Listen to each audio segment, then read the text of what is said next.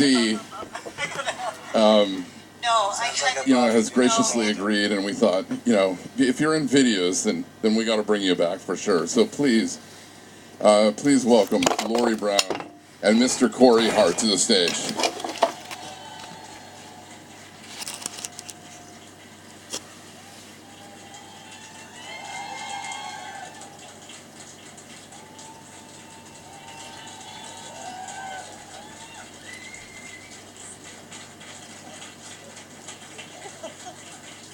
Thank you so much. Thank you. Boy, the last time I saw you... We were hugging, actually. We were hugging! In the kitchen, and it was Beaches in 1984. It Ain't Enough Video. It Ain't Enough Video. Yes, the U.S. version. The U.S. version. How many people remember that Lori Brown was, in her illustrious career, that she was in 2 of my videos? The Sunglasses at Night one, that made you a huge pop star, and it made me a trivia question. Who was that chick in Sunglasses at Night? It was me. You were brilliant. You were intimidating. I had no idea what I was getting myself into when I met you. You were so focused that night. I remember that, and because I didn't know you at all, and there we were in the Don jail, and together, and it was a very creepy place, I gotta say, and I didn't even know anything about videos. My agent said, well, you're gonna do this video thing. I tried to ask for royalties, and that didn't go over very well. That wasn't going to work. I was curious to know what you thought. Like, did Rob? By the way, Rob Courtley directed that video. Was one of Canada's treasures as a video director. So salute to Rob. And actually, he won the first Juno ever awarded for Video of the Year. Trivia question. Yeah, that's another trivia. I didn't win it. He won it. Just a clarification there. But I was wondering, when you got the song and your agent presented it to you, what did you think when you heard it? You can be honest. You can say you thought it was shit or you didn't like it. I didn't hear it until I got there that night. Oh, really? And then I heard it 40 million times. And the bum bum bum bum bum bum bum bum bum bum. So by the 5th million time, it was okay? Wait a minute. I gotta... No, sounds like a Bobby Vinton polka. It was just, it got into my skin, and I just felt like, no, this is a perfectly crafted pop song, and there is nothing about that song that feels to me out of place or forced or anything. And I thought, you know what, this could be a really big song. What did you right. think? What did you think that night? Well, you mentioned that I was very focused. You want to put that in perspective. Am I rude if I look at you and don't look at the folks?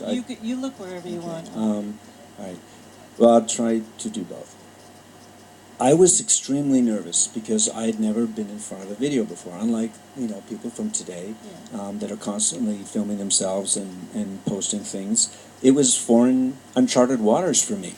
And so Rob Courtley had set up the first shot, which, if you recall, in the video, I reach over and grab a pair of sunglasses, but I'm positioned in the chair as such. And it took about 40 minutes to get the positioning right. And then he goes, it's break time. But he said, do you remember where you are? I go, no, it's okay. I'll stay there. I'll stay there. He goes, well, it could be about 10 minutes. I go, no, I'm going to stay. Don't worry. Go have lunch. Go have dinner. It was like an hour and a half. I stayed in that position. I completely went. I had sciatica down my back. I mean, you don't have sciatica when you're 19 or 20, but it froze my arm. But I was so focused that I did not want to mess it up. I remember there was a lot going on with you at that time, because I remember there was talk about there was something ABC was calling, and you were trying to decide and talking to people about what should I do. That was for It Ain't Enough. That was for the second. Really? Yeah, there was a series called Paper Dolls with Nicolette Sheridan. And do you guys remember that or no? Yeah? That's very trivia. We're really into trivia world here. It's super, super trivia. But yes, Nicolette Sheridan and the producers from ABC came up because they wanted me to act in that series, but I never wanted to act. which is why I didn't screen test for Back to the Future, which was a brilliant decision of mine. Yeah. One of the many brilliant decisions I've made in my career. But, yeah, did you know that? No, I didn't know that. Mm. I didn't know that you did the screen test. I'd heard that there had been... No, I didn't do the screen Okay, test. good. I didn't, because it's the same answer I gave the folks at Paper Dolls, that I did not want to act.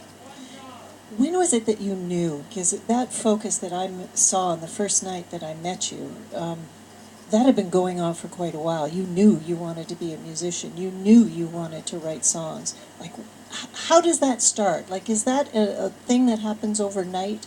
When did you know that? It probably doesn't happen overnight, but it happened between 8 and 9. 8 and 9? Yeah, I was really, I'm the youngest of 5 kids. My parents split up when I was 9, and I was a lonely kid. And then I discovered Top 40 radio, and my life changed. And I would go to sleep with the radio on, and I would take a little ruler or toothbrush and sing in front of the mirror, look silly, and sing and just drive everybody crazy when we'd go to school, because I'd be singing to songs in the car, and I'd go buy 45s. And I loved Top 40 radio. Mm-hmm. I just loved it. And it was at that point when I was 10, 11, 12 that I knew that I wanted to pursue a career in music. I didn't know where it would lead or what would happen. Mm. It's uncharted waters, but because there's no music in my family. Maybe I was adopted. It never occurred to me. Don't think too hard about Okay. that. Just... Nothing wrong with being adopted. Mm-hmm. That's the thing. Wow. That focus, though, it seems that when I heard that It's a nice ring. Are you married? Thank you. No. Okay. No. Is that the wrong hand? Yes, Oh, it's the yeah. wrong hand. I'm It's not just good at math glittery. and It's just glittery. ambidextric. Yeah. I've noticed that focus that you've had all at different times in your life. I remember was it 19 when you collapsed on stage in Toronto after like 4 or 5 years of intense touring. It was Sudbury. We were what? It was in Sudbury. Was it Sudbury? Well, just a small little correction. I just didn't want Toronto to feel that I collapsed. But you know, when someone Bad has, omen, you know. when someone had the Nothing wrong with Sudbury, by the way. Espanola, I know the whole area.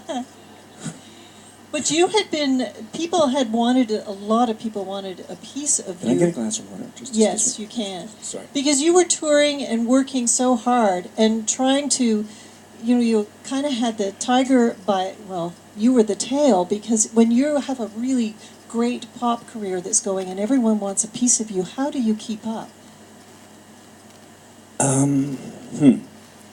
Well, my career basically was what people call an overnight sensation, an overnight success. But as I illustrated earlier, since I was 9 or 10 or 11, I wanted to do it. So by the time I was 18, it was like, man, this is taking centuries to happen.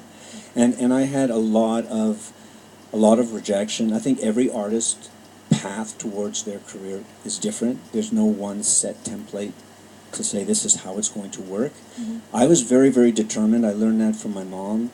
She instilled in me a spirit of resilience and a spirit of never surrender, in effect. And so whenever there was a wall in front of me, I looked for the window. And when there was a window, I looked for the roof. If there was no roof, I went from the garage. I just kept trying to find ways to, and it was all self-initiated. It was me. Music was my oxygen, and I just needed to do it. And I think when a lot of folks ask me what's the best advice I could give to an artist that's starting out, it would be to first of all love what you're doing, love your craft, respect your craft, and the pursuit of excellence in your craft is so important. And honor it, respect it, and be prepared, to literally die for it if you have to. I don't mean die. Yeah, but it's the people who are real entertainers will have that same feeling. I remember Gord Downey said to me about performing live, he said, if I could rip my heart out of my chest and give it to the audience, I would. And that, That's his heart. Yes. Is that a play on words for me? That's a great quote. Yeah. I never heard that quote. Yeah. But, You know, when I used to, you're talking about during the Boy in the Box era, and I was playing arenas. I started out as an opening act for April Wine, and went across the country, and then 6 months later I was playing arenas myself, and it was overwhelming for anyone to be put in that position. I was very grateful about it, but it was a big step to go out on stage like that. And I've lost my train of thought. What was your question? I was going back to the intense Oh, got amount it. of work. Right. So The exhaustion. So yeah, and when I would leave the stage, to talk about what Gord Downey said about ripping out his heart and wanting to give it to the audience, that's what I felt. I felt that I wasn't connecting with my audience, because it's all about the fans. It's all about those people that make the artist's dreams come true, because I wasn't writing my songs for the four rooms, or for the four walls. I was writing to reach people, and when I was doing those tours, often I felt that I wasn't able to connect one-on-one. It was just 15,000 people, and there was lots of pandemonium and lots of screaming. And that was wonderful, but I just would come home from the concerts, go back to the hotel, not home, but the hotel was home, and sometimes, most of the time, cry in the shower, literally, because I felt that I'd let them down. You don't think so?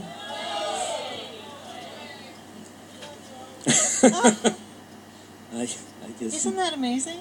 Isn't that amazing that you would So- have that reaction, that you'd let them down after you just exhausted yourself? And that was the worst feeling to go through, because someone paid their money to come see me, and I felt I didn't give them what they wanted. I didn't give them the night of enjoyment, entertainment that I felt that they deserved. And I was young. I was 22. I was 23, and it just. When did Gord feel that, or did he always feel that throughout his career? I'm guessing that he always felt it, but I think he told me that in sort of the mid-90s. But that type of intensity that you had, how then, when you decide to make a decision for your family and that you want to take time away from music to be with your family, what was that decision making like? Like, how did you feel about that? Well, I signed a new record contract in the mid-90s, and that's when I started the baby production business. And our first, for those that you don't know, I have 4 kids, and 3 daughters and a son. And after our second daughter was born in late '97, I felt that, and a lot of it was shaped by my own childhood, by my own growing up without having a dad in my life, and I wanted to be there for my kids, and I did not feel that touring and making records would allow me the time that I wanted to spend with them. And that's just my decision, and it's not to castigate or to marginalize or look down at any other artist that's able to balance those two worlds. But for my world, it was just, I wanted to be there every day. I wanted to make breakfast for them every day, even if it was shitty breakfast. I wanted to do their homework, even if I suck at math and I couldn't help them. And we actually homeschooled, because we put our daughters in tennis, so Julie and I homeschooled them for 4 years. Wow. And they passed. Wow. But yeah, it was a And bit of did an you inside job. pass too, yeah. I did horribly in school in math, but it was a decision that I made after the birth of our second daughter, and I don't regret it. It's the best decision I ever made in my life, because the foundation of my children and the relationship we have as a family is solid. And that doesn't mean that there aren't days and there aren't rough storms to navigate, but it means that the foundation can withstand it. And I think every family, I wish that for everybody. When you were writing and Celine Dion picked up and sang some of your songs and you were producing, was there a sense at that point that you thought, well, maybe this is how I continue to do music? And go that route? Yeah, that's a good observation, because I felt that I could stay at home and write songs, and then I entered into a partnership with Warner Music Canada and Steve Kane, and through Seymour Stein at Sawyer Records, and I had a label called Sienna Records, and I was writing songs for other artists and trying to nurture and develop. And it kept me in the music business with like one arm or half an arm. But ultimately, it allowed me to still be every day with my children. And it was fulfilling to a certain point, writing for, well, obviously, it was an honor to write for Celine and all the artists that I worked with, but it reached its point where I felt I needed to write for myself again. I felt that the time was right, which is ironically 20 years to today, tonight, this minute.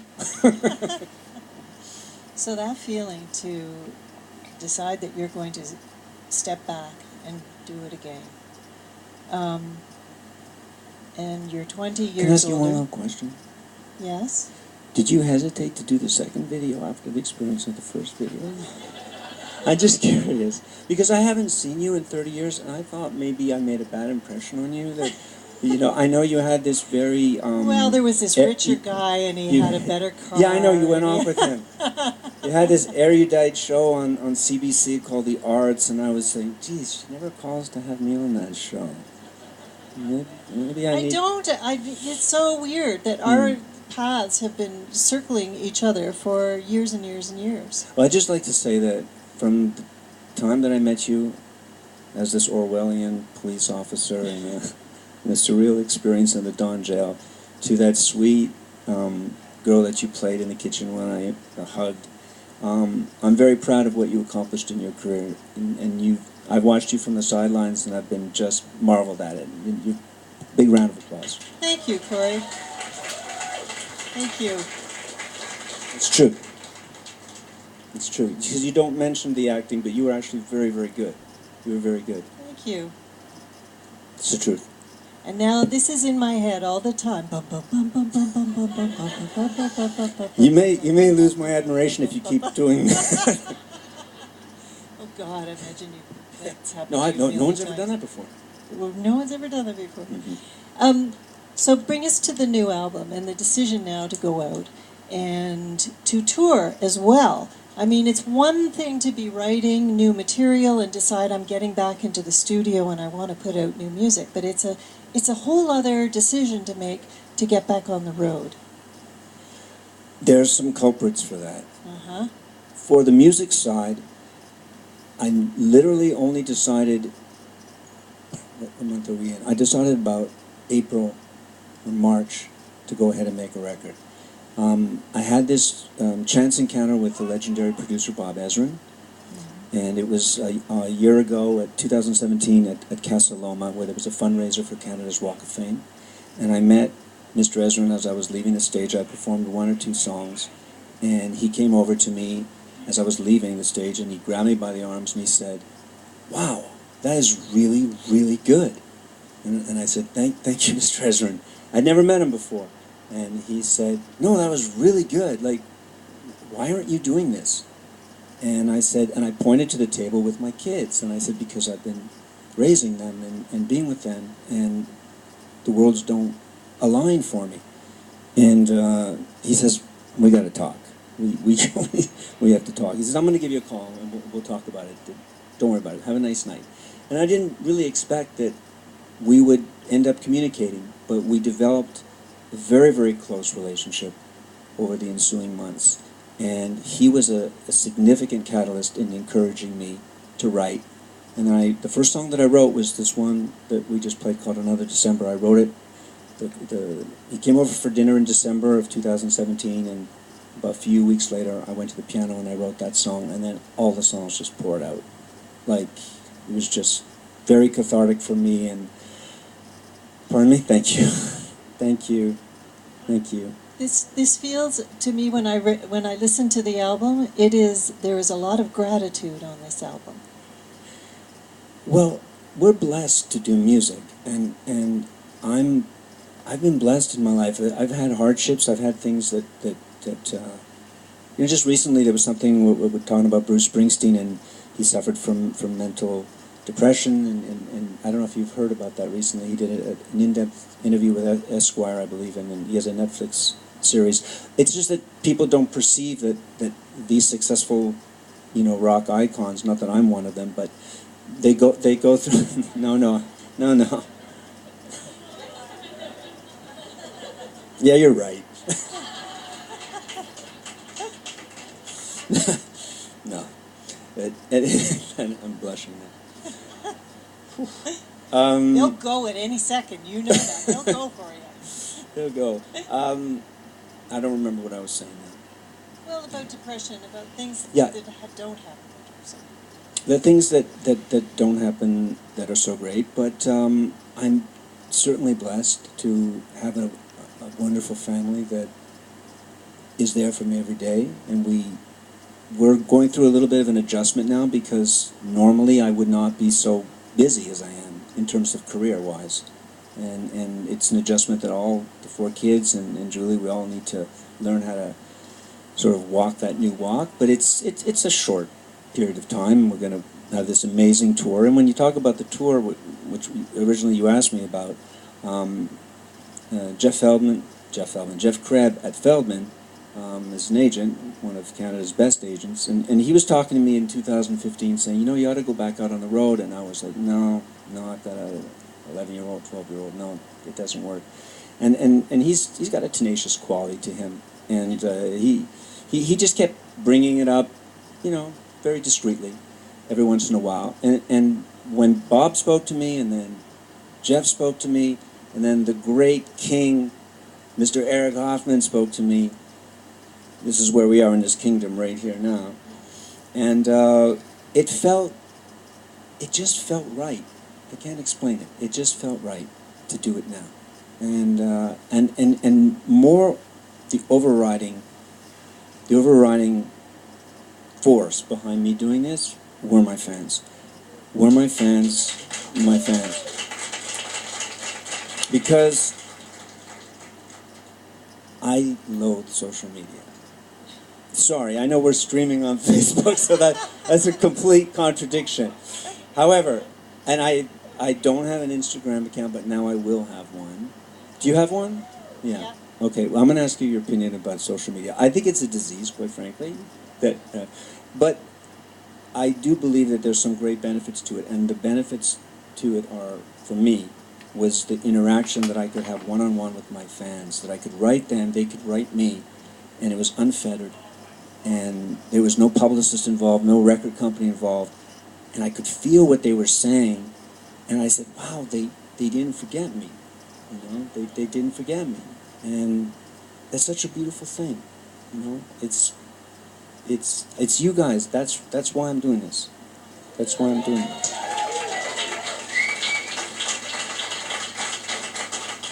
The first song on the album starts off, and it is really about gratitude and about the great friendships that you make with the musicians on the road, and it's, come on, we're going to do this again. So it feels like the perfect opener for this whole, you know, new album and new tour. I should open the tour with that song. I think you should. But nobody's heard that song. It's a pretty great You've heard song. it? Oh. Oh, shit. It's going to happen. Oh, it's boy. going to happen. But it seems like there's a lot of gratitude for musical friends in that opening. There's gratitude for family, for your wife, for your mother, for your daughter, every for song, your friends. yeah, every song on the EP. There was 6 songs actually that I'd written, and the 6th song dealt with something that I went through in 2005, 2006, which was, actually for 5 years, which was a really tough period of my life, very anguished period of my life. And it just didn't feel that it belonged. It was actually pointed out to me by the record company saying, you know, someone that I respect a lot, Steve Kane, who's the president of Warner Music Canada, and he mentioned, he says, you know, Corey, I think that 6th song it's a great song as a standalone, but it doesn't marry with the 5 other songs because it was in the past tense. And these songs that are all here are how I feel today, right now. One is about my mom, but it's about anyone that lost somebody over the holidays or at any time. But I miss my mom the most. I think about her every day, but I miss her the most on Christmas Eve. And how did you like the video? Did you? Yeah. That was Montreal? That was Montreal. Yeah.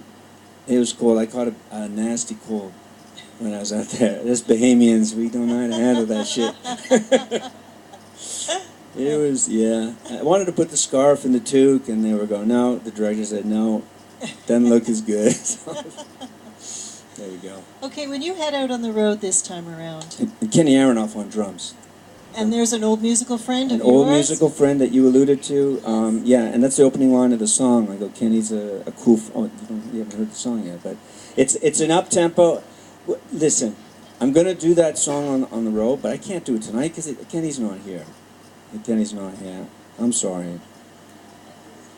But yes, it's about reacquainting. Actually, dreaming. The name of the EP is "Dreaming Time Again," and it's about, for me personally, it was about rediscovering my musical roots and going back out on the road, which I haven't done in 20 years on tour, 30 years not being in the arenas. So it's a long, long stretch. And we're going to start on my birthday, May 31st in St. John's. St. John's. Yeah. That will be fantastic. Because St. John's was the first place where I ever played as a headliner back in 1985. So it was... I'm sentimental. I can see that. Yeah. I can see that. Yeah, it's annoying, right? No, it's not annoying at all. And that's why people love your music as well. I think because there's always an emotional connection. I always get an emotional connection with every piece of music that you do. And when I think of you heading out, think of us, the last time that we saw each other, I thought the simplest way to do this interview would just to be come up there and say, okay, that was the last time we saw each other. Then what happened? Then just leave it at that. But if you could...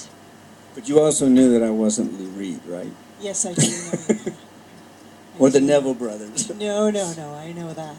And I'm wondering now, as you go out and you think about your career, and how do you describe your career to someone else? Like if someone didn't know you at all, and they said, you've been making music for a long time. Tell me, what's your career been like? What's it like to have your career in music? What would you say? That's a tough one. I'd say to someone that is unfamiliar with my music, Unfamiliar. that I was a songwriter that wanted to reach people with his songs, that knew very early on in life what he wanted to do, and tried his best to be truthful about it through every journey, every turnstile, every step of the way on that path. And I stopped about 15 miles into the marathon to go off on another road to raise my family for the last 20 years. And we just passed another turnstile, and I'm back on the music road. And your fans are all here waiting for you too, because the songs are going to be here forever. I've had my back to you all this time. I feel so rude. Hey, how you guys doing? Hey, Dennis. Nice. Hey, Tracy. So great to see you. Hey, you came all the way from, New Hampshire. Yes. Holy smokes. Hey, Lori. Where are you from, Sharon? Oshawa. How come we don't play in Oshawa? Okay. Hi, Deborah. Very nice to meet you. You flew all the way, or you drove? Cool. And you, sir? That's good. It still works. And I didn't collapse in Toronto, by the way. We have, before we hear some music, we have some questions from fans in the audience. Yeah. So let me read. Thank you for this, by the way. Thank you so much. Thank you for this. Thank This you. is such a wonderful